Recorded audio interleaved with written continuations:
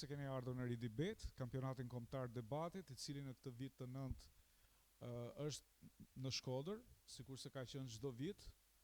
Është një edicion I 9 që zbatohet nga organizata Liburnetik, me mbështetjen e Agjencisë Kombëtare të Rinisë dhe AMSHC.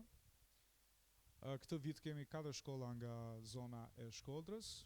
Në këtë përballje do të kemi shkollën Sherif Hoxha nga Kopliku dhe shkollën Hamdi Bushati nga Shkodra, një duar tërkite për të dyja skuadrat.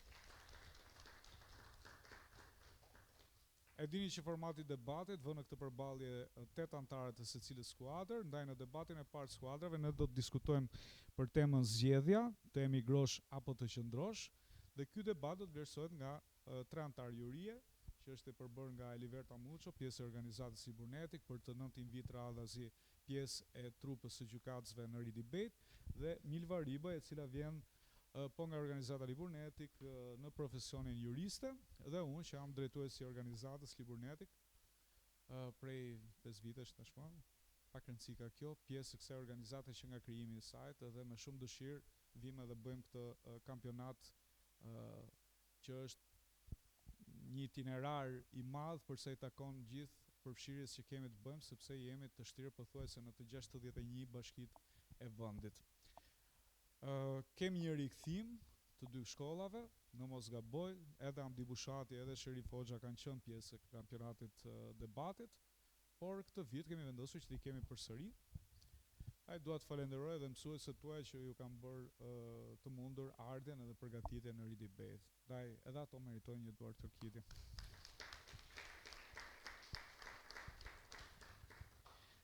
Që të filloj debatit duhet ndajmë edhe qëndrimet, ndaj është momenti që të përzgjedhim te ky glob I vogël qëndrimet. Ftojmë një nga antarët e Sherif Hoxhës për të bërë lideres në këtë sakt, Gersa. Po. Dhe nga ana tjetër kemi Gzonin. Apo jo? Gzon. E zbulojmë dhe e tregojmë nga kamera, të lutem. Kundër do të jetë Sherif Hoxha në debatin e parë, dhe pro do të jetë Hamdi Bushati në debatin e parë të skuadrave.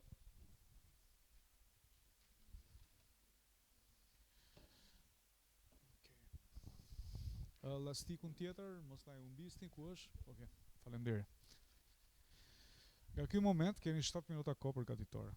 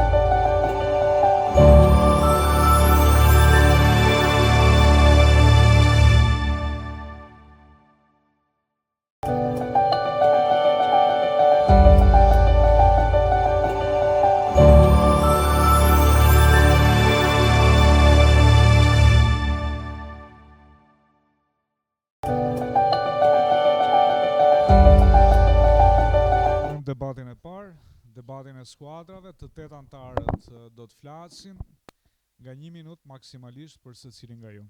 Suksese.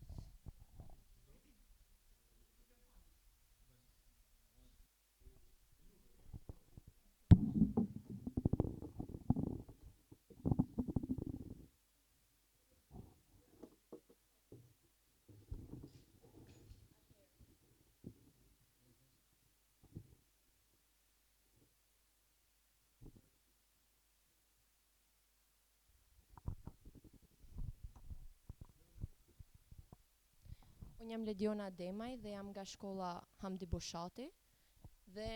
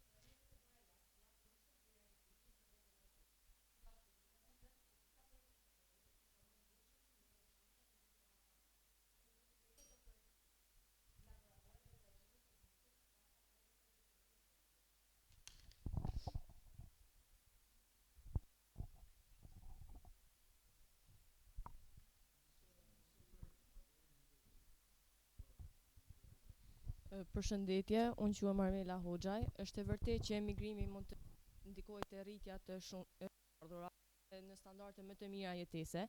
Megjithatë, për ta vlerësuar nëse është një zgjedhje e mirë, ne duhet të kemi parasysh edhe koston emocionale dhe sociale. Shpesh individet që emigrojnë ndjejnë mall për familjen, kanë mungesë të mbështetjes së përditshme, madje hasin vështirësi në krijimin e lidhjeve të reja shoqërore. Sipas studimeve, kjo ka çuar në rritje prej 20 deri në 30% të problemeve mendore siç janë stresi dhe ankthi. Pra, kjo do të thotë se nëse të ardhurat rriten, mirëqenia personale mund të dëmtohet.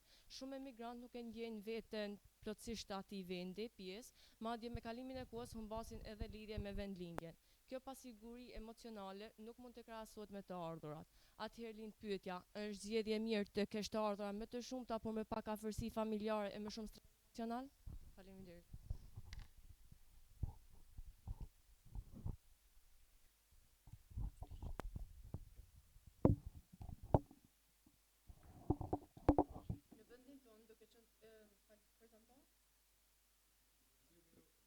Në vendin tonë, duke qenë se ekonomia është e ulët dhe mundësitë për zhvillim biznesi janë të pakta, rreth 70% e popullsisë shqiptare kanë vendosur të largohen nga Shqipëria për një të ardhme më të mirë dhe për të zhvilluar ide dhe aftësitë e tyre në një vend me mundësi të mira që sjellë zhvillim aftësie, biznesi familjar dhe një të ardhme më të mirë.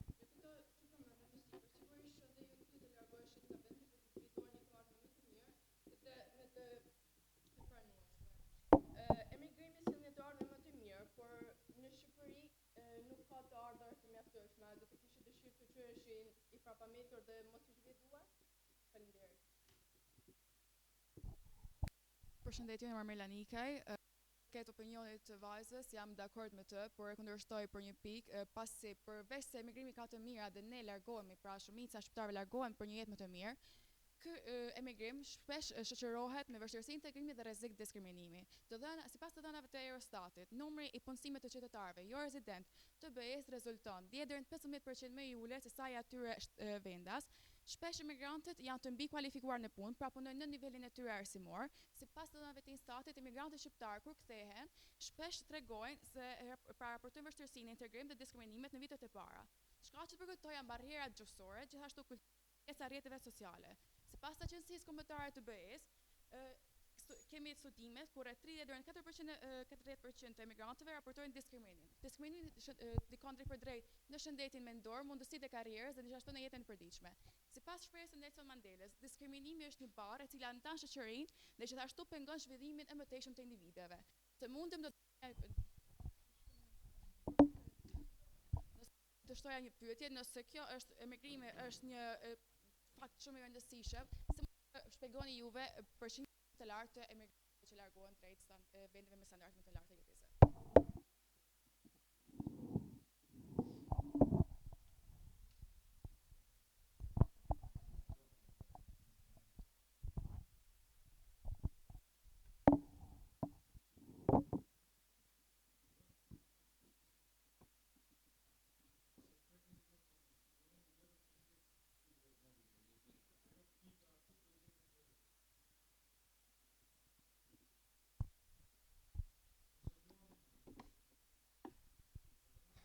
Atëherë dëgjova nga parafolsi që u përmend pjesa e diskriminimit të personave në Shqipëri.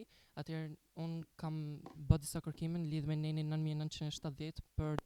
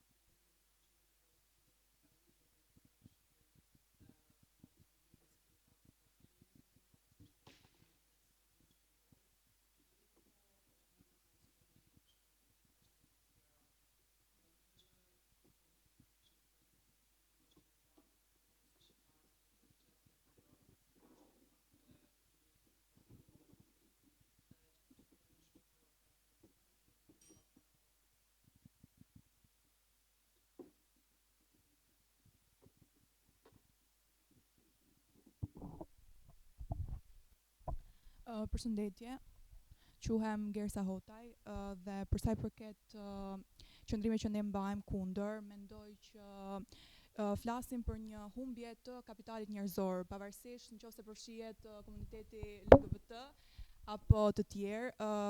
Pra kemi brain drain dhe humbja e kapitalit njerëzor, ku të arsimuarit dhe të kualifikuarit humbasin nëpërmjet të emigrimit. Vendet e varfra mund të subvencionojnë ekonomitë e vendeve të zhvilluara si Gjermania apo Italia, duke u dhënë krah pune pa kosto fitimi për të kompensuar. Pra, sipas Federatës së Mjekëve shqiptar në Europë, rreth 3000 mjek janë larguar pra 3000 mjek shqiptar janë larguar për në Gjermani. Sipas OBSH-s, rekomandohet 3.5 mjek për 1000 banor, ndërkohë që në shumë zona të Shqipërisë kemi 1.2 mjek për 1000 banor. Sipas Instat, vetëm brenda muajit janar, 717.000 shqiptar janë larguar, ku pretendohet se 11.3% më shumë se sa viti paraprak. Faleminderit.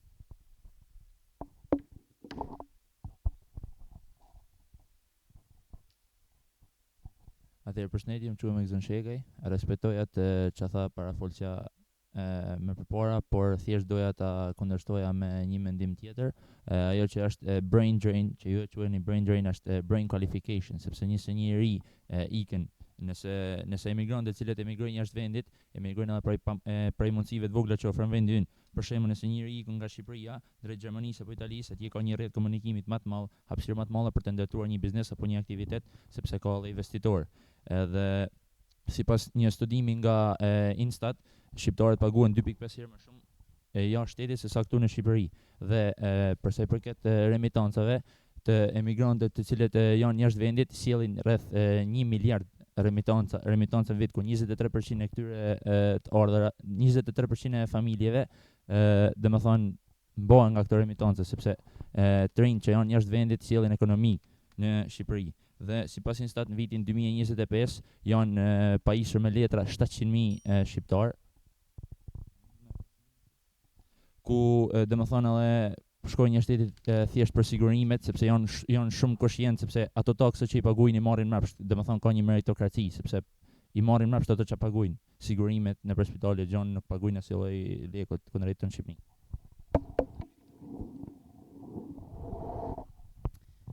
Atëherë përshëndetje, unë jam Amir Saram, nxënëse nga Gjimnazi Sherif Hoxha dhe respektoj mendimin e parafolsit, por e kundërshtoj për faktin se diaspora mund të kontribuojë edhe nga jashtë. Diaspora mund të kontribuojë edhe nga jashtë nëpërmjet remitancave. Sot ka rreth 184 milion migrantë në botë dhe rreth 90% e tyre emigrojnë për arsye ekonomike. Në vitin 2026, sipas regjistrimeve dhe studimeve të bëra, rreth 905 miliard dollar janë regjistruar remitanca. Dhe rreth 42% e emigrantëve sjellin me vete kur kthehen aftësi, kapital dhe eksperiencë, çka ndikon për hapjen e bizneseve lokale, po ashtu edhe për zhvillimin e vendit. Nga këto të ardhurave, rreth 9 deri në 10% e tyre përkasin prodhimit të brendshëm bruto. Por ashtu edhe figura të njohura si Dua Lipa, Bebe Rexha, Rita Ora dhe sportistë të njohur si Granit Xhaka, Xherdan Shashiri apo dhe Lori Cana janë shembulli më i mirë për të treguar se si diaspora ndihmon në njohjen e vendit dhe në zhvillimin ekonomik.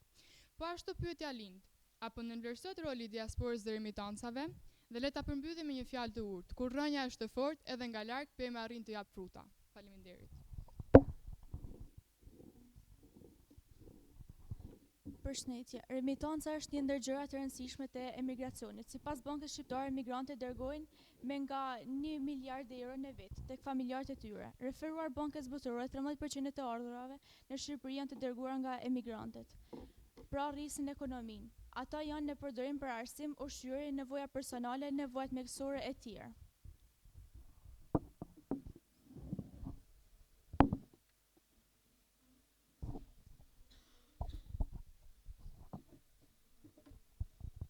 Përshëndetje, unë jam Tullta Smakaj. Jam dakord me mendimin e parafolses, por mendoj se përpos remitancave, rreziku i informalitetit dhe mungesa mbrojtjes sociale janë një realitet që hasin shumë emigrantë. Shumë të rinj në fillim kur shkojnë në emigrim detyrojnë të punojnë në punë pa kontratë ose punë në të zezë, siç e themi ne në zhargonin e përditshëm. Sipas studimeve të Instat, shumica e emigrantëve detyrojnë të punojnë punë të rëndomta dhe me kushte të vështira vetëm për të mbijetuar. Pra, siç e mund ta themi, ndryshe realiteti është shumë ndryshe nga pritshmëritë. Këto mund të përdorim shprehjen se jo çdo gjë që shkëlqen është arë. Dhe unë doja të dërgoja një pyetje, si justifikoni ju rrezikun e informalitetit dhe mungesën e mbrojtjes sociale jashtë? Atëherë jam dakord, por faktet thonë ndrysh. Atëherë dua të flas për sigurimet sociale jashtë shtetit, pasi janë më cilësore se në Shqipëri, pasi sigurimet sociale janë ndrim dhe përvojë e madhe, siç edhe ndihmë mjekësore dhe mjekësore është më e mirë dhe më cilësore se në Shqipëri. Si për shembull, qytetarët në Europë paguhen kanë 60% të taksave, si edhe marrin mbi 800 euro në vit, por edhe sigurimet mjekësore mbulohen me 80% të taksave që pagës mjekësore që paguhen nga taksat. Prandaj nuk është të tradhti të zgjedhësh një jetë më të sigurtë dhe më të mirë. Përshëndetje, unë jam Donald Marku dhe jam pjesërisht dakord me këtë mendim, sepse 75% e emigrantëve janë pa viza dhe dokumente qëndrimi. Kjo shpesh ndikon në shëndetin mendor dhe në jetën e përditshme të emigrantëve. Gjithashtu ne mund të hasim raste kur ata nuk janë të pranishëm në vendin e tyre, në raste kur duhet të jenë me shumë duhet të jenë se s'ban. Pra kemi dhe raste kur ata kalojnë afërsisht rreth 15 vite larg familjes së tyre, e cila çon stres dhe pasiguri. Gjithashtu, emigrantët përballen shpesh me bullizime për shkak të vendit ku kanë ardhur ose ndryshimit të kulturave. Duke marrë parasysh të gjitha këto rrethana, ne lim pyetja, pse të ikësh në një vend të huaj kur nuk je i sigurt, ndërkohë që mund të qëndrosh në vendin tënd, të mundosh të zhvillosh vetin, gjithashtu në shërbim të kombit tënd.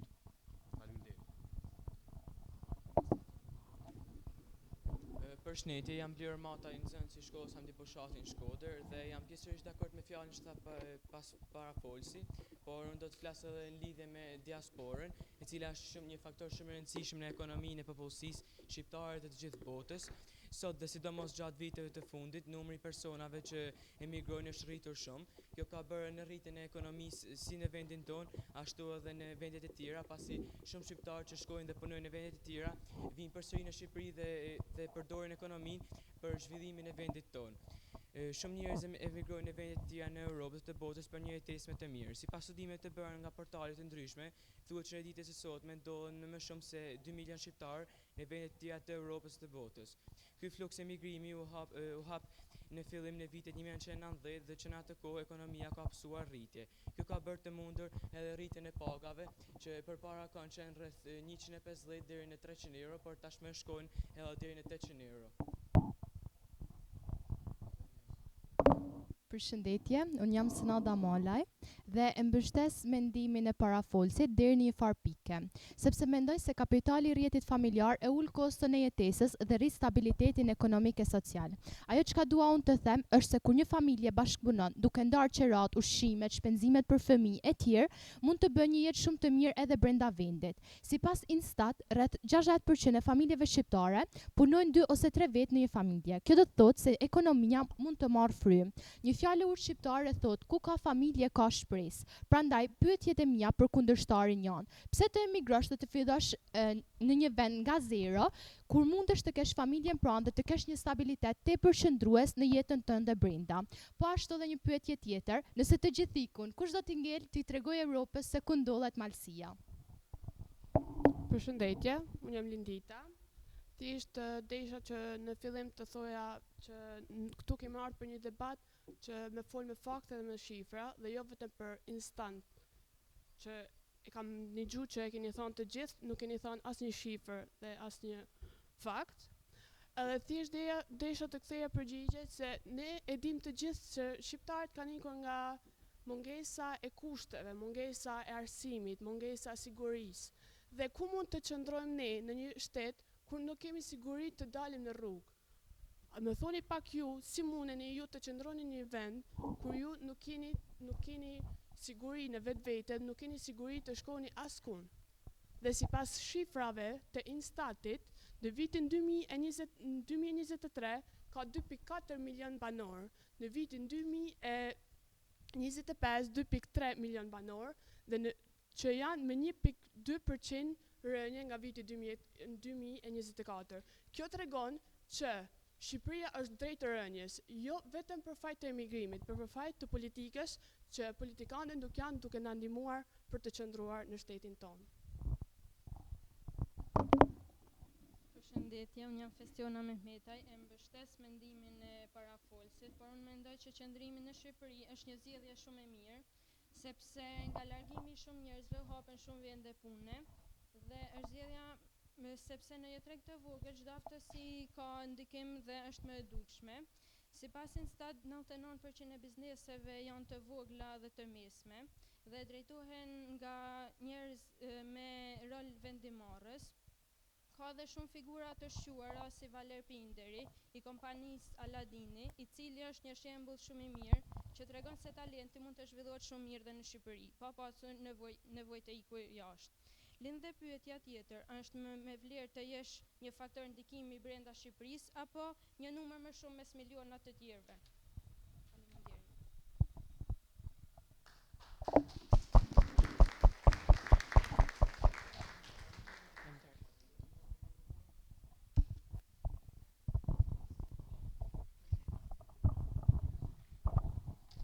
Mirë, faleminderit dyja skuadrave për këtë debat.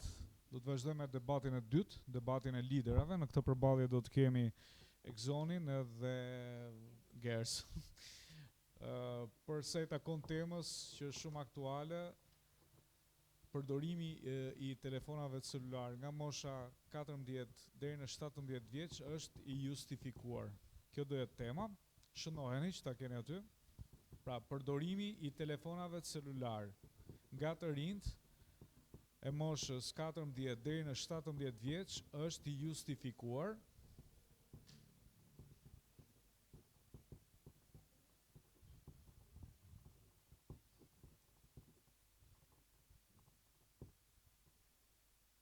Është tuam?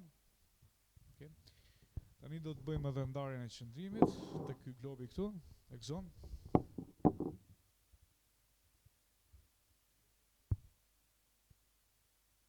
Pro, Gersa do t'jetë kundër? Po.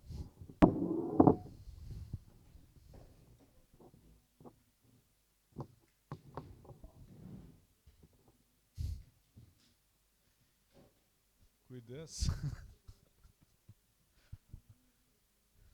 Okej. Mirë.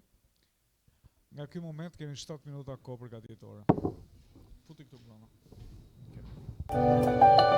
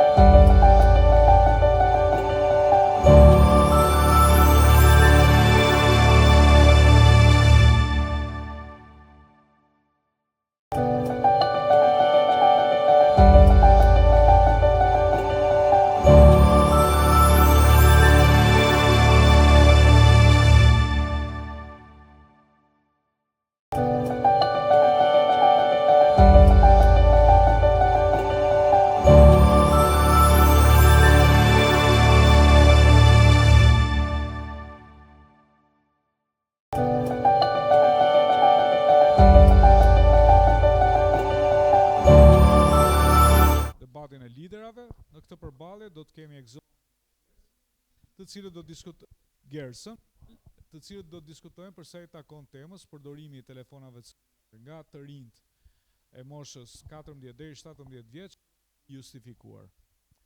Do të filloj Exoni që mban qëndrimin pro. 2 minuta për çdo ndërhyrje, 4 janë ndërhyrjet në total. Sukses.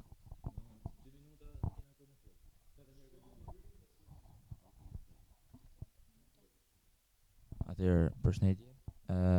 Për sa i përket temës përdorimi i telefonave nga mosha 14 deri në 17 vjeçare është justifikuar, mendoj se është i arsyeshëm, sepse ditët e sotme 14 vjeçare dhe deri në 17 vjeçaret po fillojnë të marrin përgjegjësi mbi supët e tyre. Them këtë nga eksperjenca personale dhe mund të merrem për shembull duke i kryer punë familjes apo duke punsuar veten ose duke gjetur një punë online, gjë që është bën shumë fitimprur si kohëve të fundit.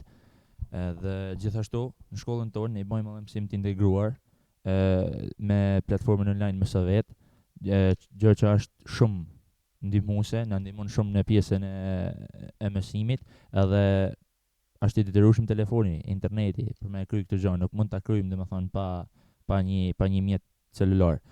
Unë jam personalisht shumë koshient për çdo gjë që ka ndodhur për shembull kohëve të fundit, jo po sulmet, jo po këtë, jo po atë, por siç e dim kohëve qeveria ndaloi për shembull TikTokun.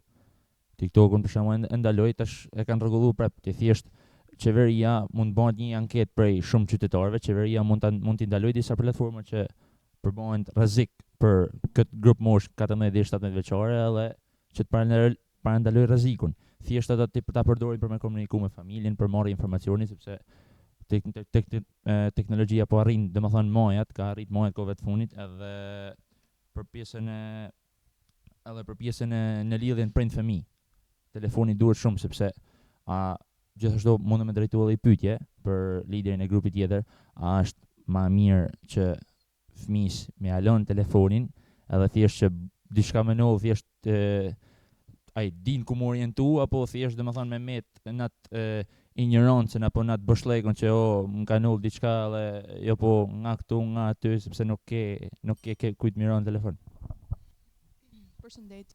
Respektoj liderin, por për sa i përket pyetjes që bëri, që me kujt i drejtohemi apo mund ngelim në rrugë e tjerë, mendoj që lidhja prind-fëmijë duhet të jetë pikëpari shpirtërore dhe një lidhje emocionale dhe jo një lidhje teknologjike, pra ku ti thjesht komunikon me një celularit, sepse përdorimi i telefonit celular pavarësisht unë po mbroj qëndrimin kundër, themi që ne të gjithë i përdorim dhe nuk mendoj që ka ndonjë që nuk e përdor etj, por përdorimi i zgjatur ka rrezik përveç obeziteti, krijon izolim social. Përveç tyre, cyberbullying mendoj që është një term që e keni dëgjuar më përpara dhe bullizimi në rrjetet sociale është i çdo anshëm, sepse kemi raste të tipit që kanë ndodhur në Shqipëri, madje edhe në qytetin e Shkodrës, si rasti e Martin Camit, i cili u vra nga bashkëmoshatari i tij pasi kishte patur një konflikt në rrjetet sociale. Gjithashtu dhe rasti i vrasjes së nxënëses në shkollën Osokuka pas kërcënimeve që ka patur në rrjetet sociale. Pra, jo domosdoshmërisht rrjetet sociale përdoren vetëm për komunikimin e përditshëm, pra të jetës së përditshme, sepse po shohim se si AI, inteligjenca artificiale, po ndërthuret në montimin e fotove jo reale, që i çon pikërisht atë rinj në depresion, në ankth dhe madje në vetvrasje, që për mendimin tim është më e ekstremi, është më e keqja. Faleminderit. E respektoj mendimin e parafolsis, por thjesht doja ta kundërshtoja me një pikpamje tjetër. Kur u fol për pjesën duhet me pas një lidhje shpirtërore, domethënë po marr shembull personal që mos vras asnjërin prej antarëve ose dikën tjetër jashtë, për shembull nëse unë kam me në rrugë, më ka ndodhur diçka, larg qoftë, kam bën një aksident si ka me e kuptu nona jeme se unë e kam bo një aksident prej lidhjes shpirtnore. Sepse ajo ndoshta është në punë, ka punë të veta atje, unë ndoshta jam aty rot, puna e telefonit, a më kupton, është komplet diçka tjetër, sepse lidhja shpirtërore nuk ndihmon ty se ti nuk je, si më thon, nuk mund ta parandjesh atë lloj gjojet. Gjithashtu mosha 14 deri në 17 vjeç është pjesa ku është mosha ku individi fillon të kuptojë gjonat edhe ka nevojë për informacion. Edhe te pjesa e cyberbullying që the tjellet e pjesa që ovro nxënësit ose ku ka ovro Martin Cami, unë mendoj se backgroundi atyre gjonave është shumë më i thellë se sa që japin mediat. Edhe domethënë është edhe kjo pjesa tjetër që unë thash edhe më përpara, qeveria mundet me ndalu disa platforma që shumica është dakord se ato i bëjnë keq kësaj moshës domethënë adoleshencës. Por është edhe pjesa tjetër që nëse ti ja ndalon deri një moshë, ai ndoshta ka më qenë komplet ignorant se çfarë është përdorimi celular, përdorimi i rrjetit, i mediave, i çdo gjëra tjetër, edhe domethënë kur ai bëhet me një celular pas kësaj moshe, ai thjesht ka si më thon, bjen një vorbull që nuk din ku më shku më parë. Thjesht nuk din çfarë më bë më parë sepse është shumë i tjerë janë shumë para tij, kjo është shumë më e avashtë edhe ndoshta aty mundet me kanë aty mundet me kanë domethënë viktime cyberbullying sepse ai nuk din çka ku më shku, i thotë hajt po bëj këtë si interesante, hajt po bëj atë si interesante. Respektoj mendimin e kundërshtarit, po jo domosdoshmërisht personat që preken nga cyberbullying nuk kanë patur mjete komunikimi etj, se mendoj që ata që preken madje janë ata që i kanë mjete e komunikimit dhe pikërisht bien pre e informalitetit që ka shpesh shoqëria. Nëse do marrim në një trajt më të zhvilluar, informaliteti në shoqërinë shqiptare është goxha i zhvilluar. Dhe përpos kësaj, ne themi që Shqipëria rënditet ndër vendet e fundit në performancën e testimeve ndërkombëtare PISA, si për shembull, nëse do marrim nxënësit e vendeve të zhvilluara, nxënësit në vendet e zhvilluara shënojnë mesatarisht 476 pikë në matematikë dhe 472 pikë në lexim, ndërkohë që nxënësit në Shqipëri shënojnë 368 pikë në matematikë dhe 358 pikë në lexim, çka do të thotë që pikërisht ky diferencim prej mbi 100 pikësh llogaritet si ekuivalenti 3-4 viteve shkollim prapambetje. Dhe për të folur për pjesën e anës shkollimit prapambetje, themi që një ndikim tepër të madh ka edhe celulari, sepse i harxhon kohën më të madhe të ditës.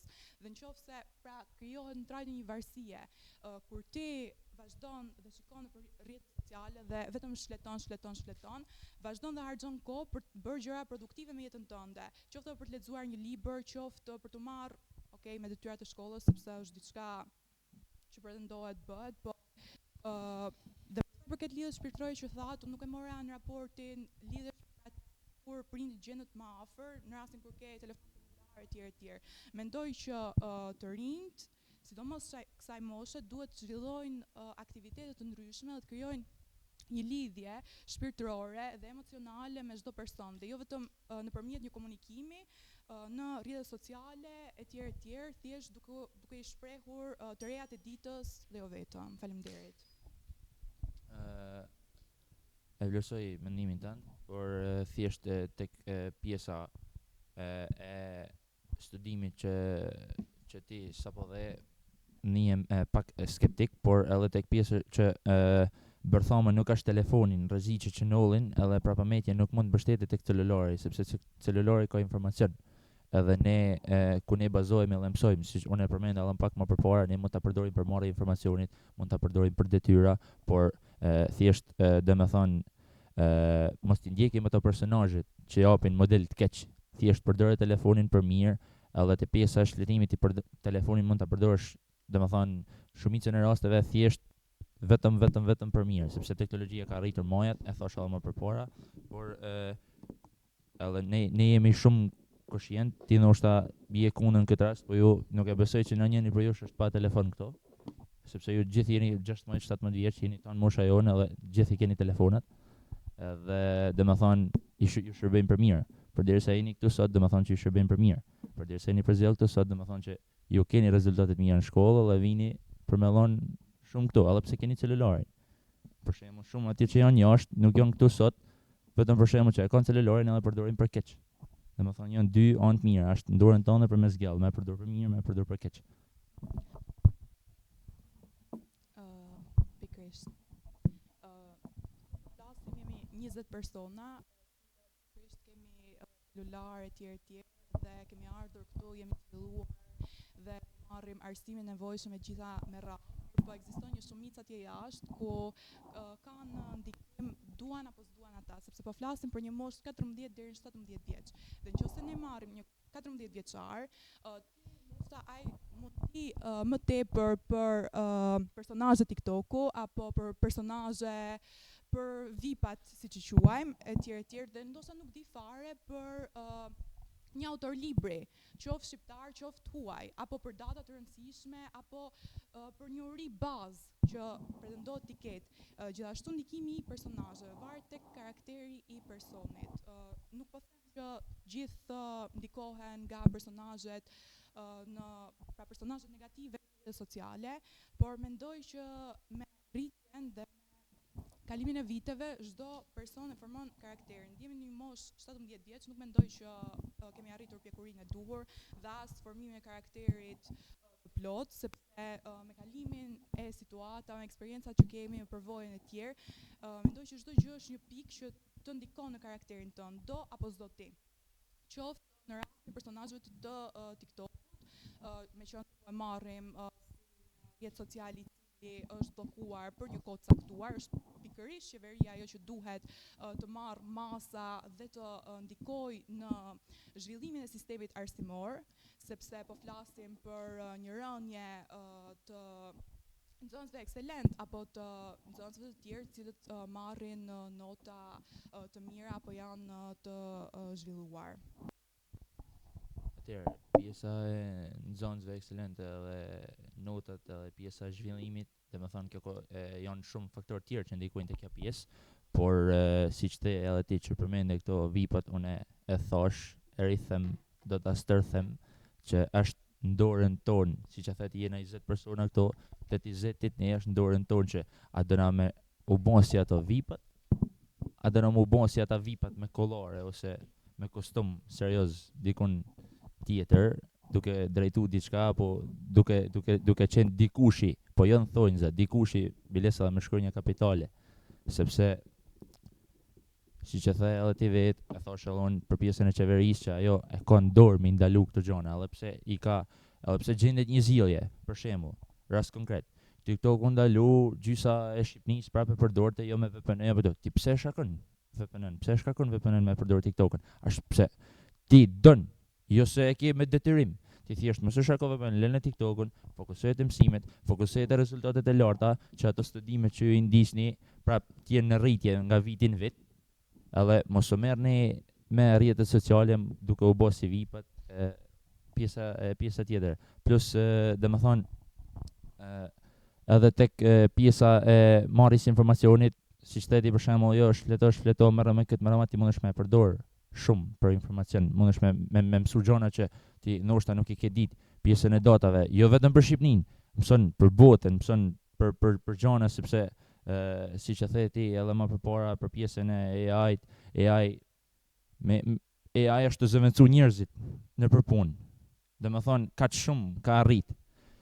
Ato janë raste shumë të vogla ku merren intimitohen fotot, bëhen ta merr fytyrën e vën aty, i modifikon në thetosh. Domethënë këto janë raste shumë të vogla në krahasim me përqindjen që ç'është të bëjë AI nëpër botë. Për sa i përket rasteve të vogla, mendoj që jetojmë në Shqipëri me një territor shumë të vogël, nuk jemi aq shumë njerëz, 2.4 milion banor dhe për sa i përket pjesës që ju thatë janë raste shumë vogla, janë raste të cilat ndikojnë jashtëzakonisht shumë tek individi, pra tek shoqëria dhe tek ajo çka merr mosha jon prej këtyre rasteve. Në trajtën, siç tham, vetvrasje apo dhe vrasje, nëse ne normalizojmë të gjitha këto dhe themi që montimi fotove me AI etj, pra ne po normalizojmë çdo gjë dhe vetvrasja po bëhet diçka shumë normale, i bie që nuk ka ngel fare karakter as tek ne, as tek askush tjetër. Gjithashtu për përveç kësaj, mendoj që te pjesa që ju thatë e kanë të lejuar të përdorin telefone të tjerë, tek 14 vjeçarët nuk mund të themi që ata kanë një formim karakterial të plot. Gjithashtu shoqëria ndikon njerëzakonisht shumë pra rrjeti shoqëror, mënyra se si ata sillen, se si vishen, çfarë shohin etj etj. Do apo s'do ditë ti do ndikohesh dhe do të shohësh edhe atë çfarë sheh shoku yt për shtypje. Dhe përpos kësaj, siç ju thatë, përdorimi i informacionit, marrja e informacionit, të lënave etj etj, mendoj që jo çdo gjë ka kufi në internet, dhe sidomos në cilën ne jemi që jemi kurioz për gjërat të cilat i shfletojmë me një klik etj etj. Dhe mos patur kufin, ne përfundojmë në për rrjete të caktuara, abuzimi, cyberbullying, siç e thashëm përpara, ka shumë të tjera, të cilat përdoren për qëllime jo të mira, të palishme etj etj, dhe vetë qeveria nuk ndikon tek parandalimi i tyre dhe nuk ndikon as tek zhvillimi arsimor dhe jo vetëm. Faleminderit.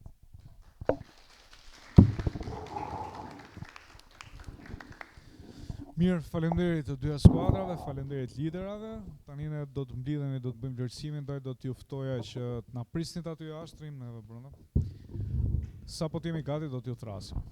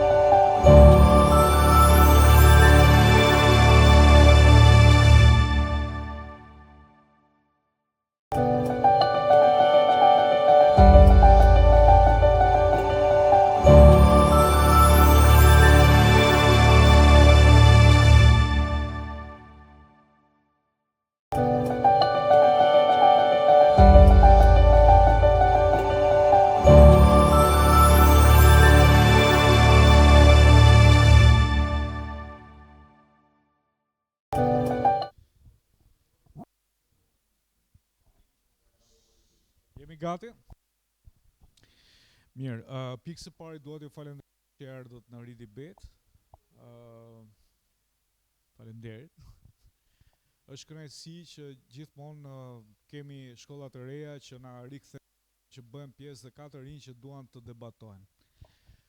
Por ajo çfarë kërkojmë ne dhe çfarë është zhvillimi i mendimit kritik. Dhe mendojmë dhe duam paktën do të thotë që fitoria është e bukur, loja është e bukur padyshim, por ajo çfarë duam neve është që ju t'i keni kuptuar ose të keni mësuar diçka më shumë për sa i takon të debatuarit, për sa i takon disa tematikave që janë helpsore për po edhe për të ardhmen tonë. Të trajtosh tematika si përdorimi i telefonit celular apo ekonomia e gjelbër apo shumë tema që janë trajtuar përgjatë këtij debati dhe që janë dhënë, janë shumë të rëndësishme për të na bërë neve që të reflektojmë mbi tema të caktuara dhe që na bëjnë më të aftë dhe më të përgjegjshëm për sa i takon asaj çfarë neve jemi, pra qytetarë të këtij vendi. Sa i respektojmë në rregullat, sa bëjmë neve që ekonomia qarkulluese të jetë më funksionale, apo sa e duam ne vendin për ta mbajtur sa më pastër mjedisin apo për ta ruajtur atë. Domethënë këto janë ato çfarë ne duam që përmes këtij formati të transmetojmë tek të rinjt. Sigurisht pastaj që loja ka rregullat e saj dhe duhen respektuar. Ajo çfarë vum re është formati ku respektua sikurse ne donim, të paktën kur nuk ka një përgatitje shumë të mirë, të jemi sa më të përgatitur tek respektimi i njëri tjetrit mbi të gjitha, por dhe tek formati. Kjo gjë në këtë përballje, në këto dy skuadra mungoi për fat keq, por kjo ndos sepse jemi edhe të rinj dhe ndonjëherë na bën pjesë ajo energjia, ai euforizmi që ne kemi si të rinj, ju më saktë, se unë e kam kaluar tashmë.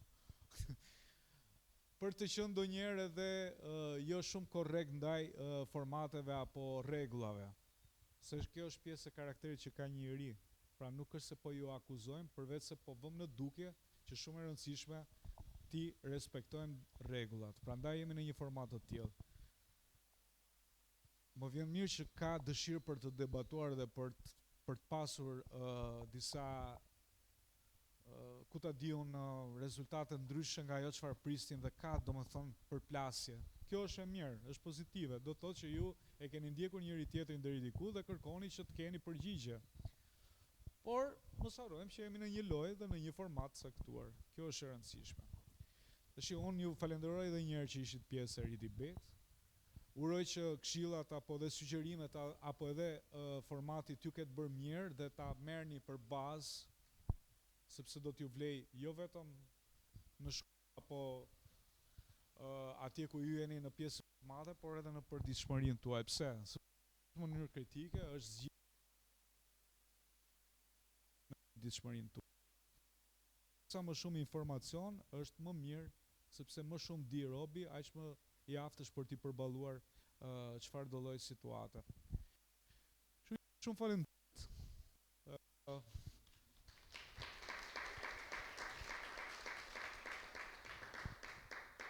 Ky nuk është fundi i debatit, ky është vetëm fillimi. Ju keni marrë disa baza dhe jeni shumë më të aftë për të ardhur në herët e tjera edhe më mirë. Tani, se sa do të jeni pjesë e 16-vjeçës, kjo vlen vetëm në rastin kur do të mbarojnë të gjithë debatet dhe ne do të zbulojmë klasifikimin. Sot nuk kemi të eliminuar direkt, por nuk kemi as të eliminuar sepse nuk dim akoma rezultatin final të gjithë debateve përsa i takon fazës rajonale, pra në këtë fazë ku jemi neve. Për kë e ka ndjekur formatin, e di shumë mirë se si funksionon i gjithë Ridibeti edhe kampionati kombëtar i debatit. Jemi në edicionin e 9 dhe ne nuk kemi rreshtur së e bëri këtë format sepse e duam edhe mendojmë se vlen për të gjithë ata që bëhen pjesë. Jo të gjithë e kanë fatin që të jenë pjesë e Ridibet, kështu që vlerësojeni edhe pjesëmarrjen tuaj në këtë format, edhe bëhuni katalizator të bashkëmoshatarëve tuaj që janë në shkollat apo klasat apo edhe shoqërinë tuaj të përbashkëta. Transmetojeni mesazhin sepse realisht vlen. Mirë, fjala është për Milvën. Okej, unë nuk do zgjatem shumë, meqense Kreshniku ka vendosur të zgjatet sot. Megjithatë i takon se nuk është gjithmonë pjesë e jurisë dhe jemi shumë falenderues dhe jemi të lumtur që kemi pjesë të jurisë sot.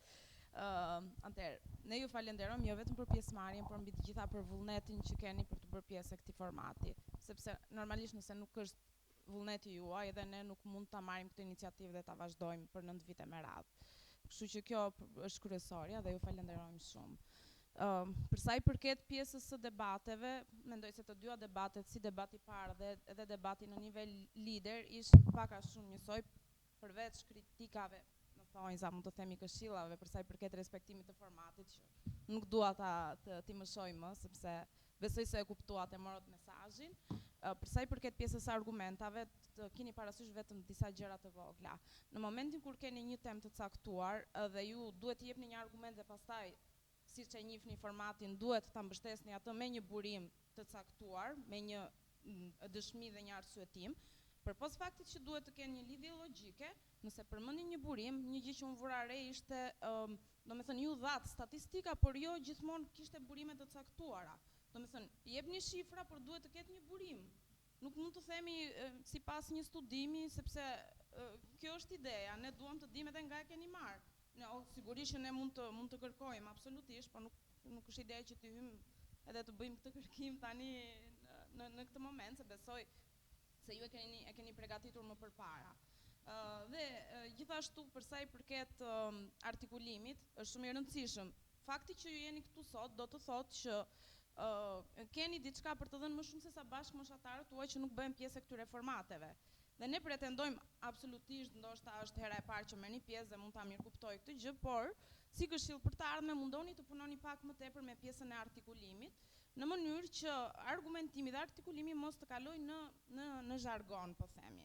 Sepse pretendohet që ju të keni një nivel pak më të lartë, duke mirëkuptuar sigurisht edhe faktin e eksperiencës edhe moshës tuaj. Por mirë do ishte që të përmirësoni për veten tuaj. Do të thënë gjitha këshillat janë për ju, jo për neve.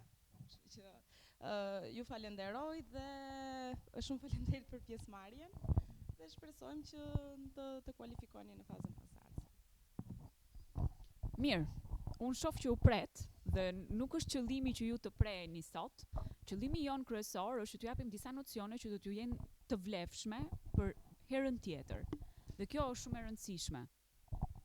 Doja të dija më shumë nga ju, por informacionet që më dhatë sot ishin informacione të cunguara. Informacione që në një farë sensi, siç thanë edhe parafolësit e mi, nuk na dhanë ne mundësinë të kuptonim se çfarë keni mësuar ju. Sa i keni përvetësuar ato argumente, përpos faktit që lexuat gjatë gjithë kohës, dhe kjo vlen për të theksuar që në momentin që vini në debat, është shumë e rëndësishme të shihni njëri tjetrin në sy dhe ato që keni mësuar, ta thoni pa u bazuar te fleta që ju keni. Sepse më jepni mua dhe gjithë kolegëve të mi që janë sot këtu, iden që keni shkruar dhe keni mësuar përmend është një argument, dhe ata argumente keni sjell pavarësisht se çfarë thot kundërshtari. Dhe kjo nuk është okay. Gjithsesi, për mos u zgjatur, sepse e shoh që jeni në pritje të pikëve, për sot kemi Hamdi Bushati 152 pikë, shkolla Sherif Hoxha 171 pikë. Suksese!